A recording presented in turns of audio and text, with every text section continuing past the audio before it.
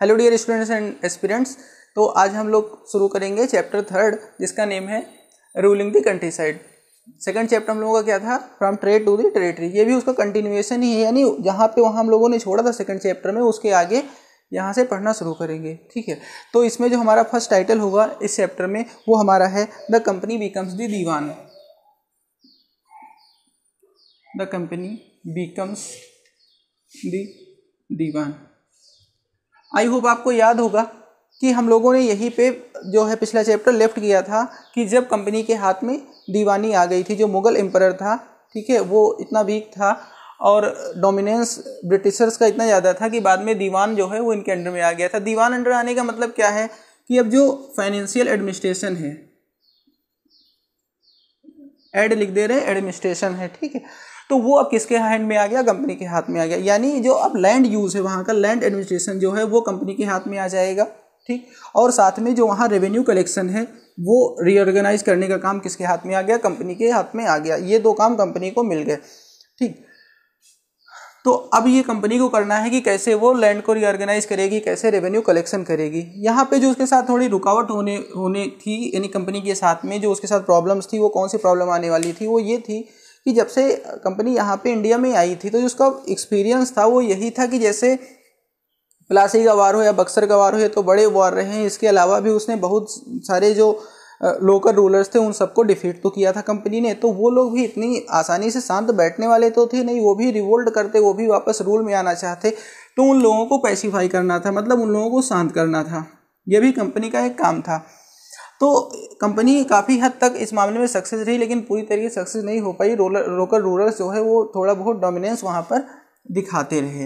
Right, तो इस तरीके से है। और अब आगे जो है देखते हैं कि किस तरीके से रेवेन्यू का सिस्टम स्टार्ट हुआ, कंपनी ने स्टार्ट किया। तो हमारा जो इसके अंदर जो अगली हेडिंग होगी वो है आपकी revenue for the company. Revenue for the company. तो देखो, अभी भी बात किसकी है, कंपनी की है। इनको एडमिनिस्ट्रेशन तो मिल गया था, लेकिन इनका एम जो था, जो मोटो था, वो कभी भी एडमिनिस्ट्रेशन नहीं था। इनका जो मेन पर्पस था वो यही था कि वो रेवेन्यू, अपने ट्रेड को बढ़ावा दे, ट्रेड को इंक्रीज करे। तो ये जो इनको राइट्स मिला था, इस राइट्स को वो इसीलिए यूज़ करना चाहते थे कि ये ज़्यादा से ज़्यादा रेवेन्यू कलेक्ट कर सके, जो गुड्स चाहें वो परचेज कर सके वहाँ के लोगों से, यानी जो भी टेरिटरी इनके एडमिनिस्ट्रेशन के अंडर में आती है वहाँ से जो भी चीज़ चाहे परचेज कर सके, जितने रेट पर चाहे परचेज कर सके, और जो जिस रेट पर चाहे वो सेल कर सके। यानी फुल फ्रीडम इनको चाहिए अपने ट्रेड के लिए। ठीक है, यही उनको वहाँ चाहिए था। और जैसे ही इनको वहाँ पे ये दीवानी राइट्स मिले तो इन्होंने इसी चीज़ को खूब ज़्यादा मतलब भुनाना शुरू कर दिया।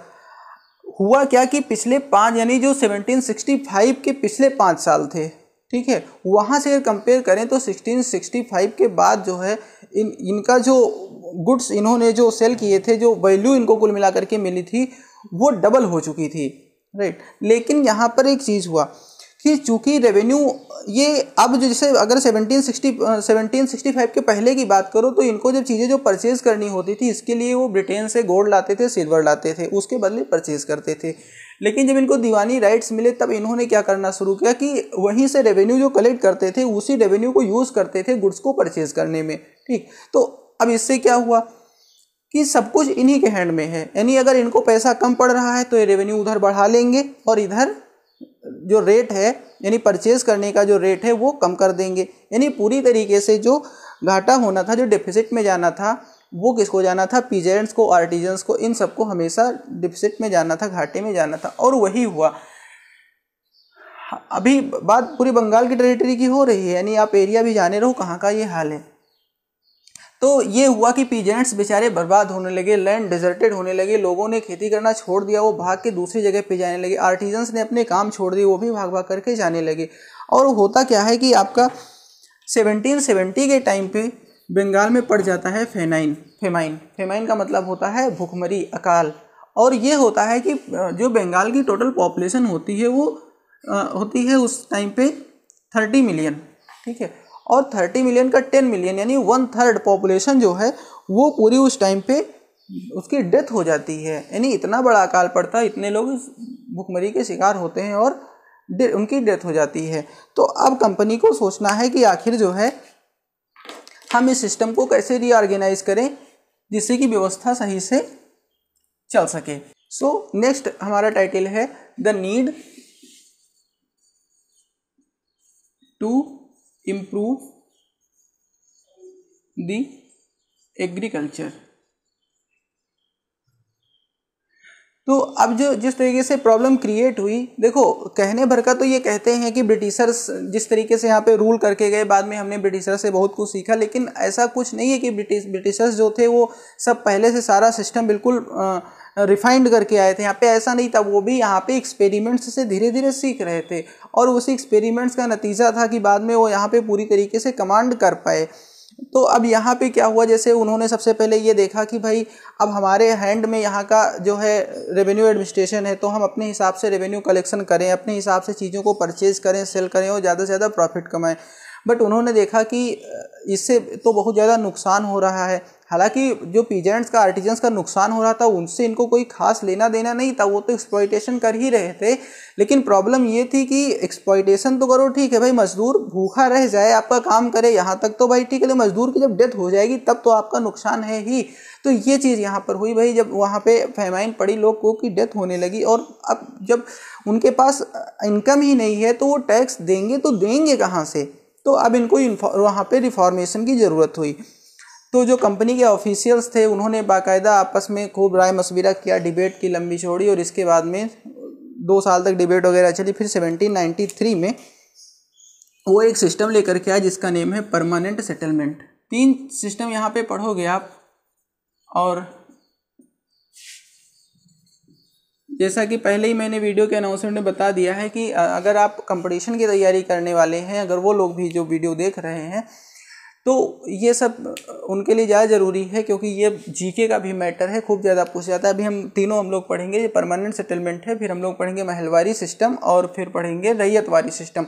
ये 3 सिस्टम ब्रिटिशर्स लेकर के आए थे जो रेवेन्यू कलेक्शन का था, यानी जो रेवेन्यू कलेक्ट करते थे, राइट। और ये सब रेवेन्यू कलेक्शन वगैरह भी इसमें पढ़ो। कलेक्टर जो आजकल के डीएम होते हैं, ठीक है, तो कलेक्टर तभी यही उसी टाइम पे यहाँ पे आए थे, और आजकल के भी डीएम को जो कलेक्टर बोलते हैं। अब उनके हाथ में कुछ और राइट्स आ गए हैं तो इसलिए वो डिस्ट्रिक्ट मजिस्ट्रेट कहे जाते हैं, लेकिन अभी भी बहुत सारे लोगों को कलेक्टर बोलते हैं। बहुत सारे जो सिस्टम्स हैं जो ब्रिटिशर्स ने लागू किए थे, बहुत सारे जो एडमिनिस्ट्रेटिव इंस्टीट्यूशंस ब्रिटिशर्स ने लागू किए थे, वो सब अभी चले। जैसे पुलिस सिस्टम और पुलिस कोड जो थी वो सब पहले की है। 1865 के आसपास जो पुलिस सिस्टम शायद आया था, पुलिस का सिस्टम, और जिस तरीके से था उसी तरीके से वही पुलिस है, ब्रिटिशर्स जैसी ही।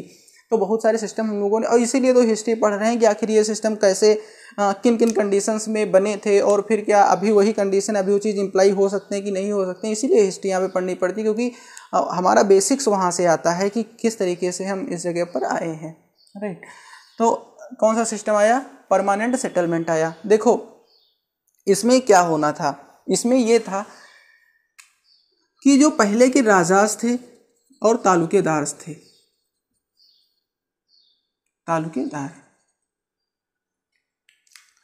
इनको एज ए जमींदार ट्रीट किया गया कि ये जमींदार है, ठीक, और इनको लैंड प्रोवाइड करा दिया गया ऑक्शन लगा के, बोली लगा के, ठीक, कि मतलब आप बोली लगाना नीलामी समझते ही हैं कि कुछ पैसा ये लोग दे दें और इनको लैंड मिल जाएगा। उस लैंड पे ये पीजेंट्स से क्या करें? फार्मिंग करवाएं, ठीक है, खेती करवाएं, फार्मिंग करवाएं।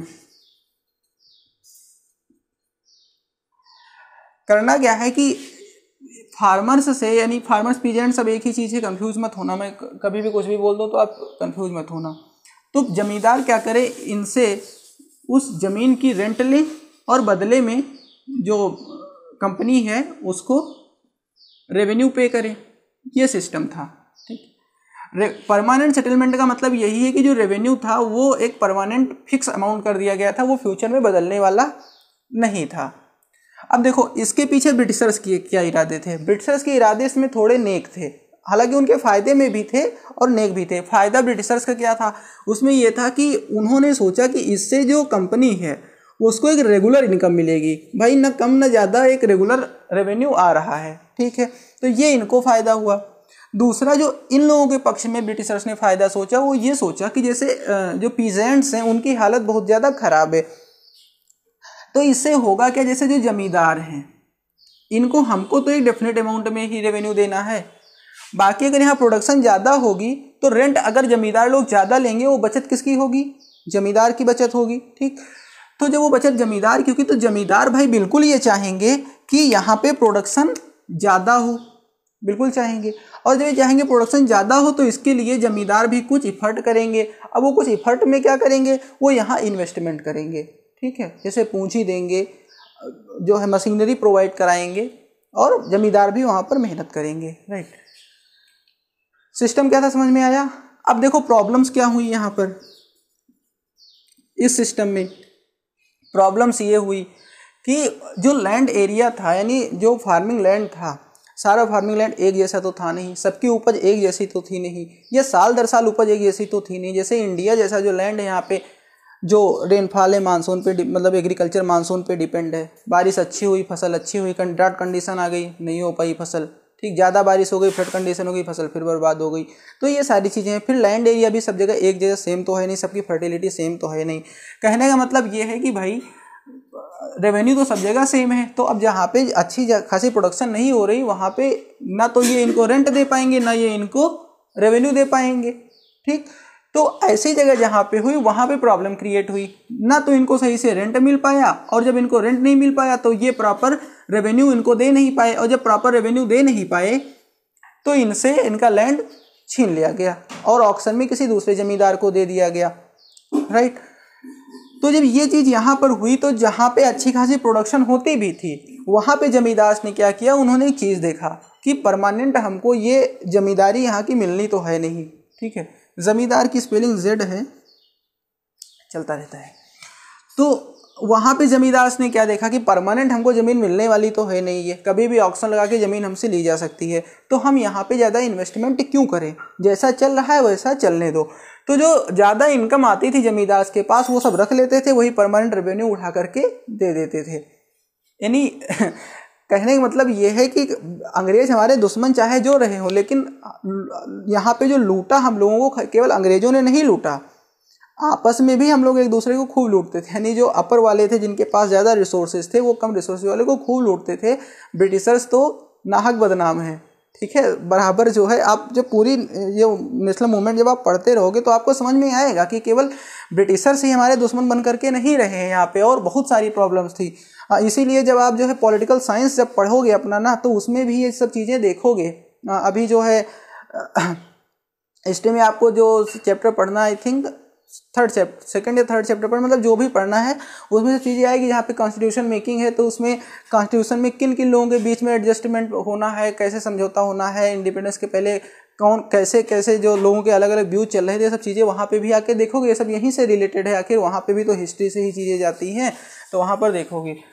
हाँ, तो फिर से टॉपिक पे आते, तो जमींदार थे वो खुद ये चीज़ करते थे कि यहाँ से वो टैक्स अच्छा खासा रेंट वसूलते थे, लेकिन वहाँ पे जितना पे करना होता था उतना ही वहाँ पर पे करते थे। अच्छा, ये चीज़ ये लोग भी देख रहे थे, नहीं कंपनी रूलर्स ये चीज़ वो भी तो कंटिन्यू वॉच कर रहे थे। हुआ एक ही जो है बाद में प्रोडक्शन डबल भी हुई, प्रोडक्शन बढ़ी, तो जब ये लोग चाहते थे कि भाई जब प्रोडक्शन ज़्यादा हो रही है तो लाओ हम अपना कुछ रेवेन्यू बढ़ा लें, तो जब ये बढ़ाने की कोशिश की तब और प्रॉब्लम्स क्रिएट होना शुरू हुई। ठीक, तो अभी तक तो हमने देखा प्रॉब्लम जमींदार और ऑफिशियल्स के बीच में जो हो रही है। अभी फार्मर्स की भी तो कुछ प्रॉब्लम्स थी। भाई फार्मर्स की प्रॉब्लम क्या थी, प्रोडक्शन सही से हो नहीं रहा है, जमींदार रेंट पर रेंट खींच रहे हैं। ठीक है, तो वहाँ पर कैसे, वहाँ पर भी तो प्रॉब्लम हो रही है यहाँ पे। तो इस तरीके से परमानेंट सेटलमेंट जो थी इसकी प्रॉब्लम्स हो रही थी। नेक्स्ट टॉपिक है हमारा a new system devised. A new system devised, ये हेडिंग है आपकी NCERT की। ठीक है, अब हम लोग यहाँ से अपनी हेडिंग खुद से डाल लेते हैं। अभी पहला सिस्टम जो आपने पढ़ा वो कौन सा था, परमानेंट सेटलमेंट। ये है आपकी महलवारी सेटलमेंट। हमने कहा था ना तीन महलवारी सिस्टम कहो इसको, सेटलमेंट भी कह सकते, कोई दिक्कत नहीं है। हमने कहा था ना 3 पढ़ेंगे, तो महलवारी है, इसके बाद रैयत आएगी, रियाट। तो अब यहाँ पर देखो क्या हुआ, फिर से ब्रिटिशर साहब फिर 100 लोग इकट्ठा हुए, उन्होंने फिर सोच विचार किया कि आखिर ये इस तरीके से सेटलमेंट नहीं हो पा रहा है तो कैसे हो। तो ये सिस्टम लागू किया। ये बेसिकली किया गया जो वेस्टर्न रीजन था बंगाल का वेस्टर्न रीजन जो था वो था तब का यूपी मतलब तब उत्तर प्रदेश नहीं था, इसका यूनाइटेड प्रोविंस इसका नाम था, संयुक्त प्रांत। ठीक, तो इधर ये व्यवस्था लागू हुई। अब यहाँ पे क्या हुआ, जो विलेजेस थे ब्रिटिशर्स ने रिकग्नाइज किया कि एक अच्छी सोशल सिस्टम है। विलेजेस में वहाँ पे विलेज हेडमैन होते थे, यानी जो गांव के प्रधान हैं, ठीक है, ये होते थे। विलेजेस को नेम मतलब महल भी कहा जाता था, इसीलिए इसका नाम महलवारी सिस्टम है। ठीक, जो कंपनी ऑफिशियल्स थे उन्होंने कलेक्टर्स अपॉइंट किए। अब कलेक्टर्स को क्या था, कलेक्टर्स विलेज टू विलेज जाएंगे, वहाँ सर्वे करेंगे, वहाँ का लैंड एरिया कैसा है, प्रोडक्शन किस तरीके का है, सारा सिस्टम वहाँ पे इन्वेस्टिगेट करेंगे। फिर वहाँ का रेवेन्यू एस्टीमेट करेंगे, और रेवेन्यू एस्टीमेट करने के बाद मतलब ये सारी चीज़ें उन्होंने कर ली। इसके बाद ये किया कि अब जो रेंट जाएगा वो किसके पास जाएगा, विलेज हेडमैन के पास जाएगा। पहले कहाँ, जमींदार तालुकेदार, जो मतलब जो राजा तालुकेदार जिनको एज ए जमींदार ट्रीट किया जाता था उनके पास जाता था, लेकिन अब किसके पास जाएगा, हेडमैन के पास जाएगा। और हेडमैन जो है ये रेंट पे करेगा कंपनी ऑफिशियल को। और अब जो रेवेन्यू है वो फिक्स नहीं रखा गया, ठीक है। अब जो रेवेन्यू है वो क्या था, वो बदल सकता था, राइट। नेक्स्ट जो हमारा है वो है द मुनरो सिस्टम। मुनरो नाम है जो उसमें ब्रिटिश गवर्नर था, थॉमस मुनरो। मुनरो सिस्टम क्या था, यही जो रैयतवाड़ी सिस्टम है, हिंदी में रैयत बोलते हैं, यहाँ पे स्पेलिंग आपको ये मिलेगी, तो ये रैयतवाड़ी सिस्टम हो जाएगा, रैयतवाड़ी सिस्टम। तो ये इसका इम्प्लीमेंटेशन जो बेसिकली होता है वो साउथ इंडिया में होता है, साउथ इंडिया, जो टीपू सुल्तान से जो रीजन्स एक्वायर किए गए थे उधर, ठीक है। तो ये वहाँ पे होता है। वहाँ पे क्या देखा उन्होंने कि ना तो इस तरीके से परमानेंट जमींदार होते थे, ना तो जमींदारी सिस्टम वहाँ पे जो सही से चल पाती थी, ना तो वहाँ पे जो विलेज वाला सिस्टम जैसे कि यहाँ पे महलवारी सिस्टम में था वो वहाँ पे सही से नहीं चल पा रहा था। तो मुनरो ने वहाँ पे देखा, तो मुनरो ने सिस्टम शुरू किया रैयतवाड़ी। रैयत जो थे ये वहाँ के फार्मर्स थे, उनको रैयत बोलते थे। तो उसमें ये था कि अब यहाँ पे टैक्स जो है वो सीधे फार्मर्स से कलेक्ट किया जाएगा। अब वहाँ पे मुनरो तो जाएगा नहीं टैक्स कलेक्ट करने, उसने क्या किया, ऑफिशियल्स अपॉइंट किए, अपने ऑफिशियल्स अपॉइंट किए जो कि वहाँ पे टैक्स कलेक्शन करेंगे, ठीक है। लेकिन अब यहाँ पर क्या प्रॉब्लम हुई, यहाँ पर प्रॉब्लम ये हुई कि ऑफिशियल्स जो थे इन्हीं को टैक्स भी अपने हिसाब से, कहाँ की कितनी प्रोडक्शन है हिसाब से टैक्स इन्हीं को डिटरमाइन करना था। तो यहाँ पे प्रॉब्लम ये क्रिएट हुई कि इन्होंने अपने हिसाब से जो टैक्स कलेक्ट करना शुरू किया, तो टैक्स इन्होंने खूब ज़्यादा से ज़्यादा कलेक्ट करना शुरू किया, और वो भी वहाँ पर प्रॉब्लम क्रिएट होती रही। खैर यहाँ पे प्रॉब्लम आपने जान ली, लेकिन सिस्टम भी आपसे जो क्वेश्चन में पूछा जाता है क्या कि मुनरो सिस्टम क्या था या रैयतवाड़ी सिस्टम क्या था। रैयतवाड़ी सिस्टम में आप लोग समझ गए हो कि रैयत जो है ये किसान है, ये फार्मर है, ठीक है। तो यहाँ से डायरेक्ट टैक्स लिया जाएगा, ये अपने ऑफिशियल सेट करेगा और ऑफिशियल्स वहाँ से उनसे टैक्स कलेक्शन करेंगे, राइट। तो ये हो गई आपकी रैयतवाड़ी सिस्टम। तो इतना ही पढ़ेंगे इस वीडियो में, यानी ये आपका फर्स्ट पार्ट हो जाएगा जिसमें हम लोगों ने देखा कि किस तरीके से रेवेन्यू कलेक्शन हो रहा है, ठीक है। अब सेकंड पार्ट में हम देखेंगे कि जैसे लैंड और रेवेन्यू दो चीज़ का रिकग्निशन था ना, तो यहाँ पे हमने देखा कि रेवेन्यू किस तरीके से ऑर्गेनाइज किया गया। अब अगले पार्ट में हम देखेंगे कि लैंड जो है वो किस तरीके से ऑर्गेनाइज किया गया, किस तरीके से क्रॉपिंग हुई, और इसी में हम लोग देखेंगे कि जो है कौन सी फसल उगाई जाएगी। फिर इंडिगो फार्मिंग जो कि बाद में यहाँ पे रिवोल्ट का कारण बनती है, ठीक है। तो वो सब किस तरीके से हो रही है ये हम सेकंड पार्ट में पढ़ेंगे। तो सेकंड पार्ट आपको इजीली अवेलेबल हो, इसके लिए चैनल को सब्सक्राइब और नोटिफिकेशन का बेल आपको प्रेस करना है, ओके।